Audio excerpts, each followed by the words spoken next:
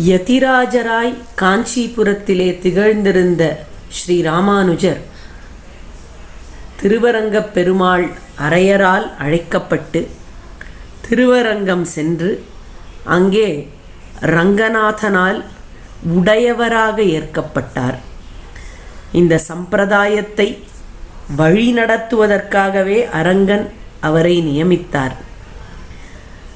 ஸ்ரீரங்கத்தில் பெரிய நம்பிகள் கிட்டக்க விட்டு போன காலக்ஷேபங்கள் எல்லாத்தையும் பண்ணி கொண்டு வந்தார் ஸ்ரீ ராமானுஜர். இப்படி இந்த காலக்ஷேபங்கள்லாம் ஆன உடனே பெரிய நம்பிகள் சொல்றார், இன்னும் பல விஷயங்கள் இருக்கு. ஆளவந்தார் சில சிஷ்யர்கள் கிட்ட சில விஷயங்களை சொல்லி வச்சிருக்கார். அதுல தேவரீர் போய் சில ஆச்சாரியர்களை அணுகி அந்த விஷயங்களை கத்துக்கணும் அப்படின்னு சாதிச்சாராம். முதல்ல அவர் சொல்றார், நீர் போய் ஆசிரியிக்க வேண்டிய ஆச்சாரியன் திருக்கோட்டியூர் நம்பி கோஷ்டி பூர்ணர் அப்படின்னு சொன்னாராம். இவர் கிட்டக்க ஆளவந்தார் ரகசிய திரயத்தினுடைய அர்த்த விவரணங்கள்லாம் சொல்லி வச்சிருக்கார். ரகசிய திரயம் அப்படிங்கிறது திருமந்திரம், துவயம் அப்படின்ற மந்திரம், கீதையில உள்ள சரம ஸ்லோகம் அதனுடைய அர்த்தம். இது மூணும் சின்ன சின்ன மந்திரங்கள் தான். ஆனா இது ஒரு சிறிய கண்ணாடி பெரிய உருக்காட்டுமா போலேன்னு மேக்னிஃபையிங் கிளாஸ் மாதிரி பல அர்த்தங்களை தனக்குள்ள ஒளிச்சு வச்சுன்னு இருக்கு. அப்பேற்பட்ட மந்திரங்கள், ரகசியங்கள், இதனுடைய அர்த்தங்களை சொல்லி கொடுத்திருக்கார் ஆளவந்தார் திருக்கோட்டியூர் நம்பிக்கு.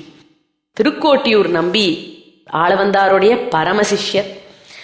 அவருடைய தனியனானது ஸ்ரீவல்லப பதாம்போஜ தீபக்தியாமிருத சாகரம் ஸ்ரீமத் கோஷ்டி புரி பூர்ணம் தேசிகேந்திரம் பஜாமஹே. இவர் ஆளவந்தார் சொல்லி கொடுத்த ரகசியங்களை நிஜமாவே பரம ரகசியமா வச்சுட்டு இருந்தார். ரகசியம்னாலே சீக்ரெட்டிவா தான் இருக்கும். பொதுவா யாருக்கிட்டையும் சுலபமா சொல்லிடுற விஷயம் ரகசியமா இருக்க முடியாது. அதனால இன்னைக்கும் ரகசியார்த்தங்கள்லாம் காலக்ஷேப ரீதியா ஆச்சாரியனை பிரார்த்திச்சுண்டு கன்ஃபைன்டு கோஷ்டிக்குள்ளதான் சொல்றது வழக்கம்னு இருக்கு. இருந்தாலும் அந்த காலத்துல அந்த ரகசியத்தை ஆளவந்தார் திருக்கோட்டியூர் நம்பிக்கு ஒண்டிதான் சொல்லி வச்சிருந்தார். திருக்கோட்டியூர் நம்பி அதை ஏடுபடுத்தி வச்சுருந்தார், ஓலைச்சுவடியில் எழுதி வச்சுருந்தார்.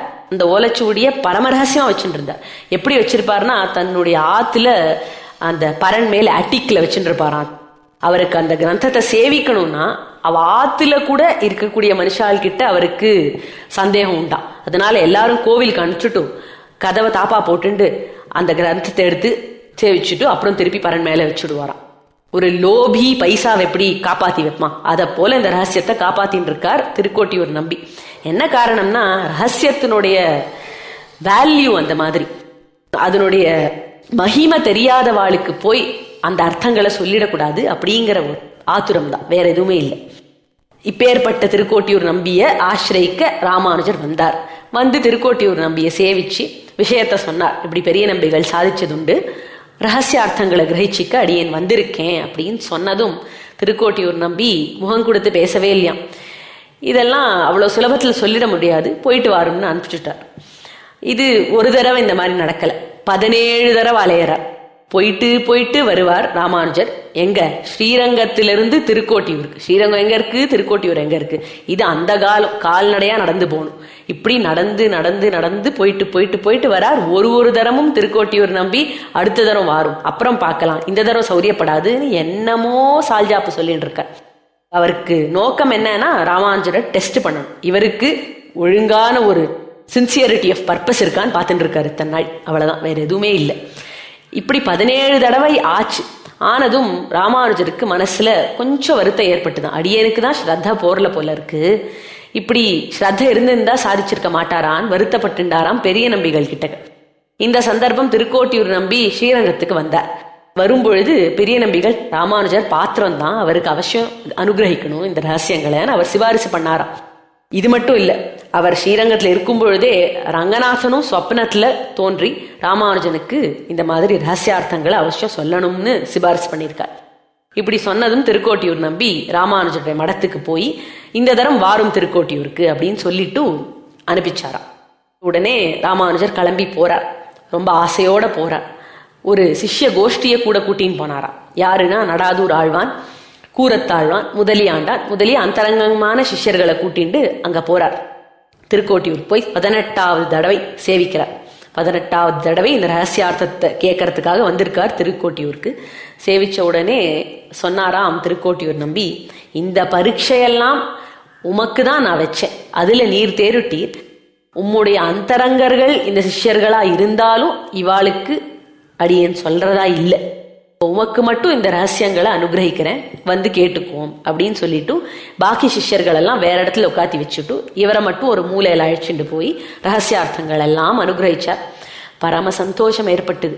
இந்த ரகசியார்த்தங்களை கிரகிச்சுட்ட ஒருத்தனுக்கு வேற எதுவுமே வேண்டாம், சாப்பாடு தூக்கம் எதுவுமே தோணாதான். அப்பேற்பட்ட அற்புதமான விஷயங்கள். இந்த விஷயங்களை கிரகிச்சுண்ட ஸ்ரீ ராமானுஜருக்கு தோணித்தான் ஏகஸ்வாதன புஞ்சீத, ருச்சியான ஆகாரத்தை ஒத்தரே தட்டிட்டு போறது நியாயம் இல்லை. இப்பேற்பட்ட ரகசியார்த்தங்களை பாத்திரமான சிஷ்யர்களுக்கு அவசியம் சொல்லணும்னு அவர் நினைச்சாராம். அப்படி நினைச்சதுனால தன்னுடைய அந்தரங்கமான சிஷ்யர்களுக்கு கூப்பிட்டு திருக்கோட்டியூர் நம்பிகள் இவருக்கு பரம ரகசியமா சொல்லி வச்ச ரகசியங்களை உபதேசிச்சுட்டார். திருக்கோட்டியூர் நம்பி அவருக்கு வார்னிங் வேற கொடுத்திருக்கார், அதை யாருக்கும் சொல்லக்கூடாது. அதை மீறி அவர் சிஷ்யர்களுக்கு சொல்லிட்டார். இது மட்டும் இல்ல, திருவோலக்கத்துல ஒரு உபன்யாசமா சொன்னாராம், இந்த மாதிரி இந்த ரகசியார்த்தங்கள் எல்லாம் இருக்கு, ஆச்சாரியன் ஆண்டி உச்சிதமான காலத்துல கேட்டா கண்டிப்பா மோட்சம் போக வழி உண்டு அப்படின்ற இந்த கோடியும் காமிச்சிருக்கார் பொது ஜனங்களுக்கும். எதனால இந்த மாதிரி செஞ்சார் அப்படின்னா, ராமானுஜருக்கு தோணித்தான் இப்பேற்பட்ட ரகசியங்களை எல்லாரும் கத்துண்டா எல்லாரும் உஜ்ஜீவனம் அடையறதுக்கு சான்ஸ் இருக்கு இல்லையா, அதனால இப்படி ஒண்ணு இருக்குங்கிறத எல்லாருக்கும் சொல்லணுங்கிறதுக்காக சொன்னாராம். இது தெரிஞ்சது திருக்கோட்டியூர் நம்பிக்கு ரொம்ப கோபம் வந்துதான் அவருக்கு. அவர் கேட்கிறார், இந்த மாதிரி குருனுடைய ஆக்ஞையை பரிபாலனம் பண்ணாதவாளுக்கு என்ன தண்டனை தெரியுமா? நரக்கம்தான் அப்படின்னாராம். அப்படின்னா எப்படி துணிஞ்சீர் அப்படின்னு கேட்கிறார் திருக்கோட்டியூர் நம்பி. அடியேன் ஒருவன் நரக்கம் போனாலும் பரவாயில்ல, இப்படி இதை கேட்டு அனுபவிச்சவா எல்லாரும் மோட்சம் அடையறதுக்கு வழி பிறக்கிறது இல்லையா, அதனால அடியேன் ஒருவன் நரக்கம் போனாலும் இவா எல்லாருக்கும் மோட்சம் கிடைக்கும், அந்த மோட்சத்துக்கு அனுப்பின கீர்த்தி தேவரீருக்கு கிடைக்கும்னு திருக்கோட்டியூர் நம்பியை பார்த்து சொன்னாராம். பதித்தே ஏக ஏவாஹம் நரகே குருபாதகாத் சர்வே கச்சந்து கிருபயா பவதாம் பரமம் பதம் அப்படின்றார். எப்பேற்பட்ட ஒரு கருணை ஸ்ரீ ராமானுஜருக்கு! இந்த இடத்துல காரே கருணை ராமானுசான்னு அமுதனார் சொன்னதுதான் நமக்கு ஞாபகத்துக்கு வருது. சில ஐதிஹ்யங்கள் எப்படின்னா, ஸ்ரீ ராமானுஜர் திருக்கோட்டியூர் கோவிலினுடைய கோபுரத்து மேல ஏறி ரகசியார்த்தங்களை உபன்யாசமாவே பண்ணிவிட்டார்னு சில நம்பிக்கைகள் உண்டு. அப்படி இருந்திருந்தால் ரகசியம் இன்னைக்கு இவ்வளோ ரகசியமா இருந்திருக்காது. இன்னைக்கும் ரகசியார்த்தங்கள் காலக்ஷேப பத்ததியில தான் கேட்கப்படுகிறது. அதனால ரகசியார்த்தங்கள் இருக்கு, அதை கத்துக்கணும் அப்படின்னு ஒரு கோடி காண்பிச்சு விட்டுட்டார் அப்படின்னு தான் நம்ம தெரிஞ்சிருக்க வேண்டியிருக்கு. இப்பேற்பட்ட ராமானுஜருடைய கருணை உள்ளத்தை பார்த்த திருக்கோட்டியூர் நம்பி அப்படியே பூரிப்படைஞ்சாராம். பேர்பட்ட ஒரு காருண்ய சுவாவம் அடியேனுக்கு இல்லாம போச்சே, இந்த மாதிரி ஒரு எல்லாருக்கும் தயை பொழியணும்னு அடியேனுக்கு தோணலையே, எம்பெருமானுக்கு நான் இப்பேற்பட்ட ஒரு கிருபை இருந்து அடியேன் பார்த்திருக்கேன், நீர் எம்பெருமானே ஓ எம்பெருமானாரோ நீர் அப்படின்னு அப்ப கூப்பிட்டாராம் திருக்கோட்டியூர் நம்பி. அப்பொழுதுதான் ஸ்ரீ ராமானுஜருக்கு எம்பெருமானார் அப்படின்ற திருநாமம் வந்தது. இதுவரைக்கும் இந்த சம்பிரதாயத்துக்கு பரம வைதிக சித்தாந்தம்னு பேர் இருந்தது அப்படின்றார் திருக்கோட்டியூர் நம்பி. இனிமே இந்த சம்பிரதாயத்துக்கு எம்பெருமானார் தரிசனம் அப்படின்னு திருநாமம் இருக்கும், இதாலேயே இது விளங்கும் அப்படின்னு அனுகிரகிச்சாராம் அங்க ஆச்சாரியர்.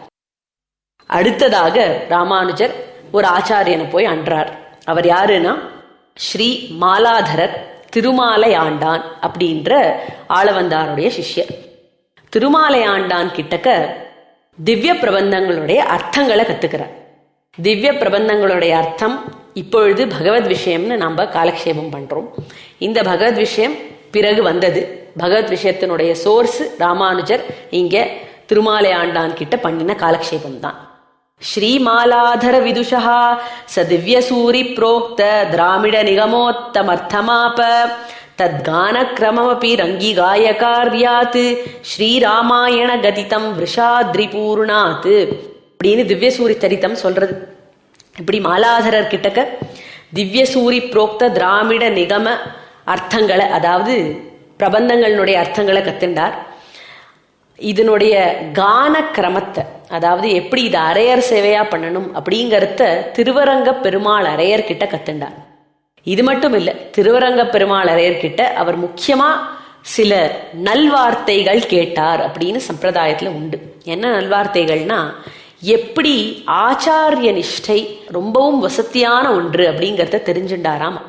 இந்த உலகத்துல நம்மளுக்கு புருஷார்த்தம் எது? புருஷார்த்தம்னா ஒரு ஃப்ரூட், ஒரு என்ஜாய்மெண்ட். புருஷார்த்தம் எது அப்படின்னு பார்த்தா, இந்த உலகத்துல இருக்கும் எல்லா நல்ல விஷயங்கள்லாம் நிறைய இருக்கும். ஆனா அதெல்லாம் ஸ்திரமா இருக்காது, எப்பவுமே இருக்காது, எல்லா காலத்திலயும் கிடைக்காது, எல்லா தேசத்திலயும் கிடைக்காது. அப்படி ஸ்திரமான ஒரு புருஷார்த்தம் நம்மளுக்கு வேணும்னா அது மோட்சம்தான். இந்த புருஷார்த்தம் மோட்சம். புருஷார்த்த காஷ்டை, அதாவது இந்த என்ஜாய்மெண்டோடைய லிமிட், அதனுடைய எல்லை நிலம் காஷ்டை என்னன்னா பாகவத கைங்கரியம், ஆச்சாரிய கைங்கரியம் தானா. இந்த உலகத்திலேயே பாகவதாளுக்கு கைங்கரியம் பண்றது, ஆச்சாரியனுக்கு கைங்கரியம் பண்றது, நம்மளுக்கு மோட்சத்துல இருக்கக்கூடிய என்ஜாய்மெண்ட்டினுடைய ஹைட்ஸை கொடுக்கக்கூடியது அப்படின்ற ஒரு சாரதமமான விஷயத்த நல்வார்த்தைகளாக கேட்டுண்டார் ஸ்ரீ ராமானுஜர் திருவரங்க பெருமாள் அரையர்கிட்ட. திருவரங்க பெருமாள் அரையருக்கு அப்பேற்பட்ட ஈடுபாடு ஆளவந்தார்கிட்ட இருந்துதான். அவருக்கு இருந்த ஈடுபாட்டை பத்தி அவர் சொல்ல சொல்ல ராமானுஜர் இந்த ஆச்சாரிய நிஷ்டையை பத்தி கத்துக்கிறார். இதுக்கப்புறமா ஸ்ரீமத் ராமாயண காலக்ஷேபம் பெரிய திருமலை நம்பி, அதாவது ராமானுஜருடைய பூர்வாசிரமத்து மாதுலர் மாமா, அவர் கிட்டக்க போய் கத்துக்கணும் அப்படின்னு பெரிய நம்பிகள் தெரிவிச்சிருக்கார்.